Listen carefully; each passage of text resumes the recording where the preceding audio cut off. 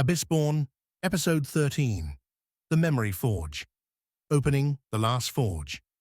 At the edge of the unmade world, there stood a forge, not of iron or fire, but of memory itself, the memory forge.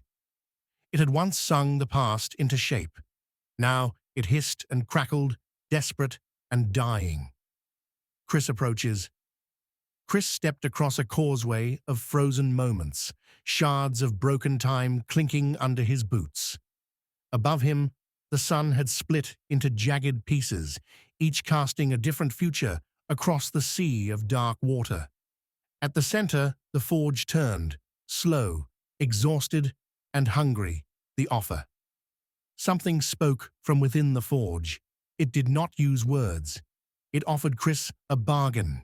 Feed it his strongest memory, and in return, it would forge him a weapon powerful enough to kill the dream. Chris hesitates. But which memory could he bear to lose? The first time he laughed, the last time he cried, the name he once called his brother? Each memory shimmered before him. A jewel, a wound.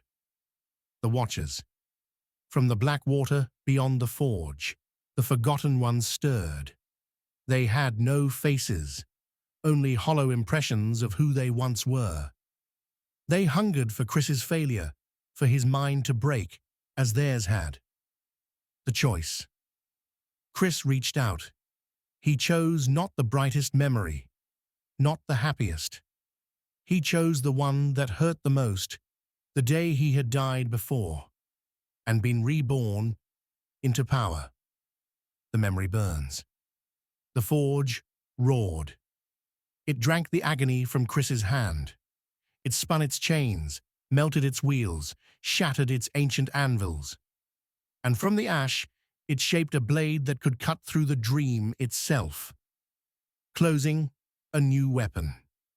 The blade thrummed with a low, endless sorrow. It was not a sword of heroes. It was a sword of truth.